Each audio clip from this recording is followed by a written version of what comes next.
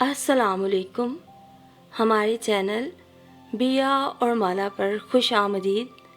अगर आप हमारे इस चैनल पर पहली दफ़ा आए हैं या आपने अभी तक सब्सक्राइब नहीं किया तो बिया और माला को सब्सक्राइब करना ना भूलिए। मैं घर में बहुत बोर होती हूँ मामा, इसलिए ये सब करती हूँ। आप जानती तो हैं, और करने को कुछ होता ही नहीं। अब ये भी ना करूँ तो और क्या करूँ? कोई ना कोई एक्टिविटी तो ढूंढना थी ना मुझे। थोड़ी देर पहले मुकम्मल लापरवाही से कहे गए मेरी इकलौती बेटी हिबा के अल्फाज मुसलसल मेरे कानों में गूंज रहे थे, और उसके इन अल्फाज ने मुझे अंदर तक झंझोड़ डाला था।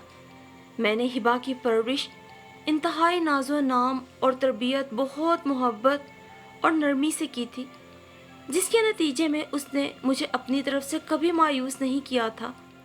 वो हर साल स्कूल में फर्स्ट पोजीशन लेती तो मेरा दिल झूम उठता, और फिर उसकी ये कामयाबी सिर्फ स्कूल लेवल तक ही महदूद नहीं रही थी, बल्कि वो कॉलेज के हर साल के एग्ज़ाम्स में भी टॉप करती थी। उसकी हर कामयाबी के पीछे मैं अपना हाथ समझती थी, क्योंकि मैंने पढ़ाई के दौरान उसे मुकम्मल वक्त दिया था। मेरी हद्दुल इम्कान कोशिश होती थी कि जब तक वो ज़ेरे तालीम है मैं उसे हर बिखेड़े से दूर रखूं, ताकि वो अपनी पढ़ाई पे मुकम्मल तवज्जो दे सके। लेकिन आज उसकी बातें सुन के सोच रही हूँ, मेरी तरबियत में कहाँ कमी रह गई। आजकल की हर नौजवान और ज़िद्दी बेटी की माँ की तरह मैं भी सोच रही हूँ, शायद ये हिबा का नहीं मेरा कसूर है। मैंने हमेशा अपनी बेटी को उन महरूमियों से बचाना चाहा जो मेरी ज़ात का हिस्सा रही हैं। दरे पर्दा मैं अपनी बहुत सी महरूमियों का अजाला कर रही थी, जिन्होंने मेरे अंदर घर किया हुआ था। मेरा नाम जहां आ रहा है। बचपन से लेकर जवानी तक मैंने अपनी माँ के ज़ेरे निगरानी गुजारा। मेरी ज़िंदगी का लम्हा लम्हा मेरी अम्मी की नज़रों के सामने गुजरा था। मैं किस वक्त क्या करती हूँ, किससे बात करती हूँ, किससे मिल रही हूँ, अम्मी सब जानती थी। बाज़ औक़ात मुझे उनकी ये निगरानी, जो वो गैर महसूस तरीके से करती थी, बहुत खिलती थी, लेकिन मैं कभी इजहार ना कर सकी, क्योंकि कुछ भी था, उन्होंने मुझे बहुत अदब आदाब सिखाए थे, और ये अदब मुझे पाबंदी महसूस होता था। बहुत ज़्यादा याद करने के बावजूद मुझे एक मिनट या एक लम्हा भी ऐसा याद नहीं आ पाता जो मैंने इंतहाई फुर्सत से गुजारा हो। मुझे अपनी ज़िंदगी किसी मशीन की मानिंद महसूस होती थी, जिसमें मेरी अपनी कोई मर्जी ना थी। मैं सारा दिन अम्मी के बताए शेड्यूल के मुताबिक कामों में लगी रहती थी। मेरी सुबह का आगाज़ अम्मी की आवाज़ से होता, जो फजर की पहली अजान के साथ मेरे कानों में पड़ती, जहां आ रहा, उठ जाओ, नमाज का वक्त हो गया। और मेरी आंखें लम्हा ज़ाया किए बगैर पूरी की पूरी खुल जाती थी, क्योंकि ज़रा सी देर का मतलब था अम्मी की नाराज़गी, और उनकी नाराज़गी मेरे लिए सुहाने रूह थी। जो आपको दुनिया में सबसे ज़्यादा अजीज़ हो, उसकी ज़रा सी खफगी भी दिलो दिमाग पर गरां गुजरती है। मेरे साथ भी यही मामला था। मैं तमाम शिकवों के बावजूद अम्मी के बेहद करीब थी और उनसे बहुत मोहब्बत भी करती थी। इसीलिए मैं उनके तरतीब दिए गए कामों को वक्त पर निपटाने की कोशिश में लगी रहती थी, ताकि वो मुझसे नाराज़ ना हो। ऐसा हरगिज़ नहीं था कि अम्मी मुझसे गाफिल रहती थी, बल्कि वो मेरे लिबास से लेकर मेरे सोने और खाने पीने तक हर चीज़ का ख्याल रखती थी। स्कूल से वापस आकर दोपहर में 2 घंटे सोना मेरे मामूल में शामिल था, जो कि मेरी आदत बन चुकी थी, और मेरी इस आदत को पुख्ता कराने में मेरी अम्मी का बहुत बड़ा हाथ था, क्योंकि वो काम के साथ आराम की कायल थी। शाम को मुझे पूरे 2 घंटे तक पढ़ाया करती थी। पढ़ाई से फारिग होते ही मैं घर में बिखरी चीज़ें समेट कर उनकी जगह पे वापस रखती और सहन में झाड़ू देती। फिर हस्बे मामूल आटा गूंद कर रोटियां बनाती। घर वालों के लिए रात का खाना लगाना मेरी ड्यूटी में शामिल था, जिसको मैं एहसन तरीके से पूरा करने की कोशिश करती। खाने में इस्तेमाल होने वाले बर्तन अम्मी मुझे रात ही धोने पर मजबूर करती थी, تاکہ صبح کچن صاف ستھرا ملے۔ برتن دھو کر ابو اور دونوں بھائیوں کو دودھ گرم کر کے دینا میرے فرائض میں شامل تھا۔ مجھے اچھی طرح یاد ہے جب ابو کو دودھ کا گلاس تھماتی تو ابو بہت محبت سے میرے سر پہ ہاتھ پھیرتے تھے اور میرے دونوں بھائی ممنون و مشکور نظروں سے میری جانب دیکھتے تھے۔ ان کا یہ رد عمل دیکھ کر میرے اندر ایک عجیب سی توانائی بھر جاتی تھی۔ مجھے ساری تھکن پل بھر میں دور ہوتی محسوس ہوتی۔ تمام کاموں سے فارغ ہو کر جب میں اپنے کمرے میں جاتی تو بے اختیار دل چاہتا کہ میں کوئی رسالہ یا میگزین پڑھوں، ٹی وی دیکھوں، لیکن میری یہ خواہش کبھی پوری نہ ہو سکی کیونکہ امی کو رات دیر تک ان فضولیات میں لڑکیوں کا الجھے رہنا سخت ناپسند تھا۔ اور لڑکیاں ہی کیا، میرے گھر میں تو یہ تمام اصول میرے بھائیوں پہ بھی اسی طریقے سے لاگو ہوتے تھے۔ سو میں اب ان سب چیزوں کا خیال دل میں لائے بغیر سونے کی تیاری کرنے لگتی۔ وقت گزرنے کے ساتھ ساتھ میری ذمہ داریوں میں اضافہ ہوتا جا رہا تھا، جس کی وجہ امی کی بیماری تھی۔ ان کی بیماری کے بعد مجھے احساس ہوا کہ جن کاموں کو میں بہت زیادہ سمجھا کرتی تھی وہ تو ان کاموں اور ذمہ داریوں سے بہت چھوٹے تھے جو امی نے اپنے ذمہ لے رکھی تھی۔ انہوں نے مجھے شروع سے ہی ہر کام میں طاق کر دیا تھا، لیکن باقاعدہ طور پر کوئی بڑا کام کرنا میری ذمہ داری نہیں تھا۔ اب گویا پورا گھر میرے سر پہ آ پڑا اور میں کوئی بھی کام کرنے میں ذرا نہ چکتی تھی، کیونکہ مجھے آرام سے بیٹھنے کی تو یوں بھی عادت نہ تھی۔ مجھے آج بھی امی کی نظروں سے چھلکتی وہ محبت یاد ہے جب میں نے میٹرک اچھے نمبروں سے پاس کرنے کی خوشخبری انہیں سنائی تھی۔ انہوں نے فرط محبت سے مجبور ہو کر بے ساختہ مجھے اپنے سینے سے لگا لیا تھا۔ اس وقت خوشی سے میرا روم روم مہک اٹھا تھا۔ ممتا کا احساس میرے رگوں پے میں سرایت کر گیا تھا۔ گو کہ کالج جوائن کرنے کے بعد پڑھائی کا بوجھ قدرے کم ہو گیا تھا، لیکن گھر کی ذمہ داریاں بڑھ گئی تھی۔ ناشتہ، کھانا، گھر کی صفائی، برتن، کپڑے دھونا اور کپڑے سینا میرے لیے اب کوئی اہمیت نہ رکھتے تھے۔ پہلے امی مجھے مصروف رکھتی تھی اور اب میں خود مصروف رہتی تھی، کیونکہ فرصت سے بیٹھنا مجھے دو بھر لگتا تھا۔ میں ہر فارغ لمحہ کام میں لانے کی کوشش کرتی تھی۔ پردے سینا، کشنز کے کور بنانا، بھائیوں کے کرتوں پہ کڑھائی کرنا، ان کے سویٹر بننا، یہ سب میرے وہ کام تھے جو میں خود کو فارغ تصور کرتی تو نتیجتاً رات تک کرتی رہتی۔ اسی لیے جب رات کو سونے کے لیے اپنے کمرے میں جاتی تو تھکن کے باعث فوراً نیند آ جاتی۔ اتنی پیاری اور میٹھی نیند تھکن کے باعث ہی ممکن ہوتی تھی۔ اور پھر ابھی میں نے بی ایس سی کے ایگزامز دیے ہی تھے کہ اچانک میرے لیے ایک اچھا رشتہ آ گیا۔ امی ابو کو سراج بہت پسند آیا۔ انہوں نے فوراً ہاں کر ڈالی۔ میں امی کے اس ہاں پر نہ جانے کتنی دیر تک یہ سوچتی رہی کہ اگر میں چلی گئی تو امی ابو کو کون سنبھالے گا، اس گھر کو کون دیکھے گا۔ کیا امی نے اس بارے میں نہیں سوچا؟ حالانکہ دونوں بھائی مجھ سے بڑے تھے، پہلا حق ان کا بنتا تھا۔ میری بھابیاں آ جاتی، وہ ذمہ داری اٹھا لیتی تو شاید میرا دل اتنا ملول نہ ہوتا۔ بہرحال امی نے جلد ہی میری شادی سراج سے طے کر ڈالی۔ شادی کی تیاریاں کرتے ہوئے ان میں پہلے والی توانائی اور طاقت بھر آئی تھی۔ وہ اپنی بیماری کو پسے پش ڈال کر مجھے رخصت کرنے میں جٹ گئیں۔ شادی کے بعد امی کا سکھایا گیا سلیقہ قدم قدم پہ میرے کام آیا، کیونکہ میرے سسرال والے شعور اور سلیقے کو بہت اہمیت دیتے تھے۔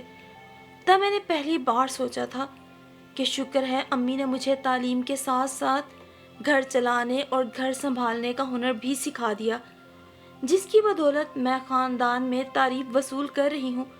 سارا سسرال میرے سلیقے کے گن گاتا ہے، اور یہ سب میری امی کی تربیت کا ہی نتیجہ تھا۔ جس طرح میری ماں مجھے بالکل اپنے جیسا دیکھنا چاہتی تھی، ہر کام میں ماہر، سلیقہ مند اور مستعد، اسی طرح میں نے اپنی بیٹی کو بنانے کی کوشش کیوں نہ کی؟ یہ سوچ کر مجھے اپنے جسم میں پھیلتی بے چینی محسوس ہونے لگی۔ شاید میں ان چھوٹی چھوٹی محرومیوں اور ناکامیوں کو دل میں دبائے بیٹھی تھی، جن کی وجہ سے میں نے اپنے اندر بہت بڑی کمی محسوس کی تھی، اور یہ کمی میری بیٹی کو محسوس نہ ہو، یہ سوچ کر میں نے ہر ماں کی طرح اس کی ذمہ داریوں کا احساس اسے دلایا ہی نہ، حتیٰ کہ کبھی نماز پڑھنے میں بھی سختی سے تلقین نہ کی، کہیں نہ کہیں خود غرضی کا مظاہرہ کیا کہ میری بیٹی سو رہی ہے، میری بیٹی پڑھ رہی ہے، وہ تھک نہ جائے۔ کاش میں نے ایسا نہ سوچا ہوتا۔ بیٹی تو ماں کا پرتو ہوتی ہے، اور یہی دیکھتے ہوئے ہمیں آپ کی بیٹی اپنے گھر کے لیے کسی رحمت سے کم نہیں لگتی۔ بس آپ ہاں کہہ دیجئے۔ چند دن پہلے مسز باسط اپنے بیٹے کا رشتہ لے کر آئی تھی، جو ہماری دور پرے کی رشتہ دار بھی ہیں۔ لڑکا ہر لحاظ سے ہماری توقعات پر پورا اترتا تھا، لیکن ہبا، کیا ہبا بھی ان کے معیار پہ پوری اتر سکے گی؟ یہ سوال اب میری بے چینی اور گھبراہٹ میں مزید اضافہ کر رہا تھا۔ میں نے تو اپنی بیٹی کو کچھ بھی نہیں سکھایا، سوائے کمپیوٹر چلانے کے، موبائلز پہ باتیں کرنے کے۔ اسے گھر چلانے کا سلیقہ تو دیا نا۔ اگر کل کو ہبا کو کسی نے تانا دیا کہ ماں کے سلیقے کی وجہ سے انہوں نے دھوکہ کھا لیا تو کیا ہوگا؟ کیونکہ ہبا کو تو میں نے سوئی میں دھاگا ڈالنا بھی نہیں سکھایا۔ اپنی محرومیاں دور کرنے کی خاطر، ان شکووں سے بچنے کی خاطر جو مجھے اپنی ماں سے تھے، کہیں میری بیٹی کو بھی مجھ سے نہ ہو جائیں۔ اپنی بیٹی کا کتنا نقصان کر ڈالا میں نے، کتنی بے وقوف تھی میں۔ میرے سر میں درد کے باعث ٹیسیں سی اٹھنے لگی ہیں۔ مجھے اس وقت چائے کی شدید طلب ہو رہی ہے، لیکن بنانے کی ہمت بالکل نہیں۔ کاش میری بیٹی اس وقت ہاتھ میں چائے کا کپ تھامے میرے پاس چلی آئے، لیکن یہ محض میرا خیال ہی تھا، کیونکہ میں نے اس کے اندر یہ احساس ہی نہیں انڈیلا کہ میں بھی انسان ہوں، جو دن بھر کے کام کرتے کرتے تھک جاتی ہوں، اور جب ماں تھک جائے تو اس کی تھکن اولاد کیسے دور کرتی ہے۔ میں نے کبھی اسے سکھایا ہی نہیں، اور آج جب اسے اپنی ماں کا ہی احساس نہیں تو کل اپنے شوہر یا سسرال کا خیال کیسے رکھ سکے گی؟ سوچ سوچ کر میرا ذہن الجھتا جا رہا تھا، لیکن کوئی بھی طریقہ سجھائی نہیں دے رہا تھا۔ ہبا آج کل MSc کے ایگزامز دے کر مکمل طور پہ فارغ تھی، اسی لیے وہ اپنے لیے مختلف قسم کی مصروفیات ڈھونڈنے میں لگی ہوئی تھی، جن میں کمپیوٹر پہ چیٹ کرنے میں وہ 4 گھنٹے صرف کر دیتی تھی۔ لیکن یہ کوئی مصروفیت نہیں ہے جو کارآمد ثابت ہو سکے۔ شاید ابھی زیادہ وقت نہیں گزرا، ہبا کی منگنی اگلے مہینے ہے، اور پھر شادی 6 ماہ بعد، اور اس وقت کا اگر میں صحیح طریقے سے استعمال کر لوں تو یقیناً اپنی بیٹی کے گھر کے معاملے میں سستی اور کاہلی اور بیٹھ کر کھانے کی عادت دور کر سکتی ہوں، تاکہ آنے والے وقت میں وہ ہر قسم کے حالات اور مشکلات کا اعتماد اور چوکنے انداز میں سامنا کر سکے۔ یہ خیال آتے ہی میرے ذہن پہ چھایا غبار اور دماغ کی تنی رگوں میں واضح کمی آ گئی۔ ماما، آپ یہاں ہیں اور میں آپ کو کب سے ڈھونڈ رہی ہوں۔ مجھے بہت بھوک لگ رہی ہے، پلیز کھانا تو تیار کر دیں۔ ہبا کا انداز اس دن بھی انتہائی نخریلا اور بیزاریت لیے ہوئے تھا، جس کو میں نے آج تک اس کا لاڈ پیار ہی سمجھا تھا۔ ہبا، نارمل انداز میں بات کیا کرو مجھ سے، لڑکیوں کو یہ ناز نخرے بالکل نہیں جچتے، میں نے اس کے لہجے پہ ٹوکتے ہوئے کہا، تو وہ حیرت سے مجھے دیکھنے لگی۔ تم کچن میں جا کر سبزی بناؤ، میں آ کے کھانا بناتی ہوں۔ میں نے تحکمانہ انداز میں اس کی طرف دیکھا، جو اب پہلے سے بھی زیادہ حیرت کے ساتھ مجھے دیکھ رہی تھی۔ تم نے سنا نہیں ہبا؟ جا کے گوبھی کاٹو۔ میں نے قدرے غصے سے اس کی طرف دیکھا، جو اپنی جگہ پہ جمی مجھے حیرت سے دیکھنے میں مصروف تھی۔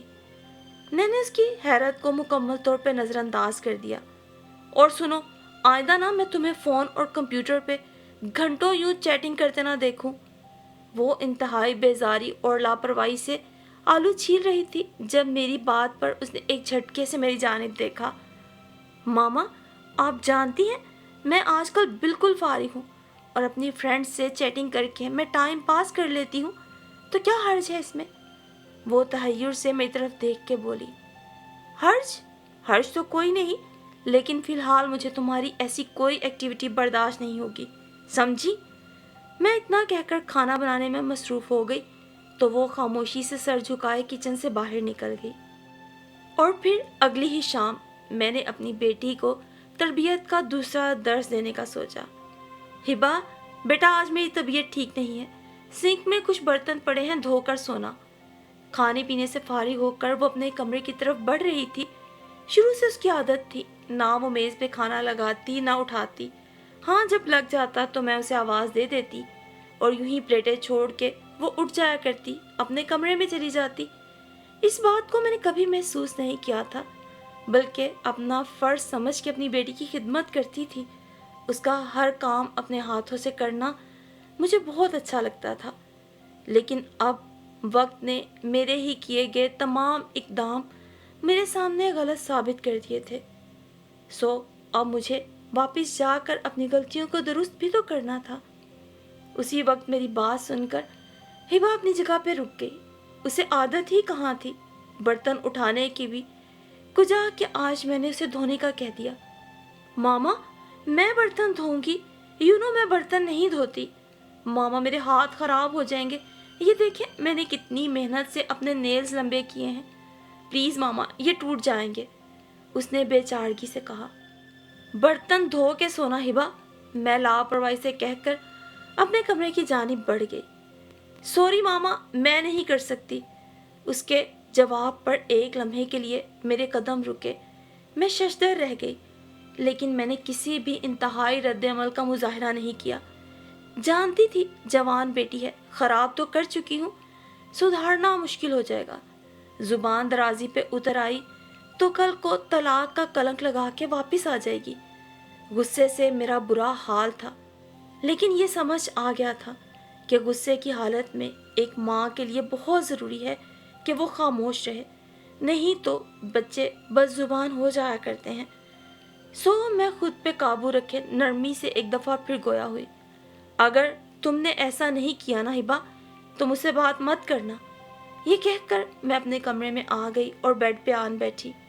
کان کچن کی جانب متوجہ تھے، لیکن ابھی تک بالکل خاموشی تھی۔ مجھے اپنی تربیت پہ حد درجہ افسوس ہو رہا ہے کہ میں اپنی بیٹی کے دل میں اپنی محبت، اپنا خیال یا اپنا ڈر کچھ بھی نہ ڈال سکی۔ میں ایک کمزور، مایوس اور ہاری ہوئی ماں ہوں۔ یہ سوچ کر میں نے مایوسی سے سر بیڈ کی پشت پہ ٹکا دیا، اور عین اسی لمحے مجھے ادھ کھلے دروازے سے کچن سے آتی برتنوں کی اٹھا پٹک کے ساتھ نل میں پانی بہنے کی آواز سنائی دینے لگی۔ میں یکدم سیدھی ہو کے بیٹھ گئی۔ یقیناً ہبا کچن میں برتن دھو رہی ہے۔ ایک طمانینت بھرا احساس میرے وجود میں گردش کرنے لگا۔ شکر ہے ابھی بہت دیر نہیں ہوئی، میں اپنی بیٹی کا نقصان کرنے سے بچ گئی۔ بھلے آج غصے میں دھو رہی ہے، میرے یوں کہنے پہ اس کا موڈ آف ہوا ہے، لیکن آہستہ آہستہ گزرتے دنوں کے ساتھ یہ اس کی عادت بن جائے گی کہ گھر کے کام کاج اسی نے کرنے ہیں۔ یوں کھانا کھا کے اٹھ جانے والی عادتیں ماؤں کے گھروں تک تو کام آ جاتی ہیں، لیکن سسرالوں میں لڑکی کا حسن لڑکی کی ڈگریاں نہیں بلکہ ماں کی دی ہوئی تربیت ہی کام آتی ہے۔ شکر ہے مجھے بر وقت اپنی غلطی کا احساس ہو گیا، ورنہ ساری زندگی اسے بھی بوڑھ پن کے تانے سننے پڑتے۔ اور پھر تربیت میں 25 سال تک کی جو میں نے کمی چھوڑ دی تھی، اسے میں نے 6 ماہ میں پورا کرنا چاہا۔ پھر بھی جانے کیوں اس کی رخصتی کے وقت جہاں اس کی جدائی کا غم تھا، وہیں ہبا کے ساتھ آنے والے وقت میں خدشات اور وسوسے مجھے بے چین کیے رکھتے ہیں۔ ڈگری یا شکل و صورت سے سسرال یا شوہر کا دل نہیں جیتا جاتا۔ اس طرح کے کئی تانے میری بیٹی کو سننا پڑتے، لیکن اب میں اپنی بیٹی کو آنے والے وقت کی ہر مصیبت سے بچاؤں گی انشاءاللہ، یہ میرا پکا عزم ہے۔ اور اپنی بیٹی کی اور اپنی کہانی آپ کو سنانے کا بھی یہی مقصد ہے کہ اپنی بچیوں کی تربیت دیکھ بھال کے سوچ سمجھ کے کریں، اپنی ذات کی محرومیاں اپنے بچے میں مت ڈالیں یا اسے اتنا لاڈ پیار مت دیں کہ وہ اپنے فرائض سے آنکھیں بند کر لے۔ بیٹا ہو یا بیٹی، اس کی تربیت اس انداز سے کیجیے کہ وہ اپنی ذمہ داریوں کو فرض کی طرح ادا کرے، خواہ نماز ہو، خواہ گھر کا کام یا پھر باہر کی ذمہ داریاں۔ یہ ہمارے بچے ہیں، یہ تمام ذمہ داریاں اب انہیں نبھانا ہے۔ اور آخر میں سب سے اہم بات، کسی کی اولاد اچھی نکلے یا بری، بالآخر عزت یا ذلت صرف ماں کے حصے میں ہی آتی ہے، کہ بلا شبہ اولاد کی تربیت ایک ماں کا اولین فرض ہے۔ اس لیے ہم سب ماؤں کو اپنی اولاد کی تربیت ایک فرض سمجھ کے کرنی چاہیے، کہ بلا شبہ اولاد کی اچھی تربیت ہی ایک اچھی نسل کی بنیاد رکھے گی۔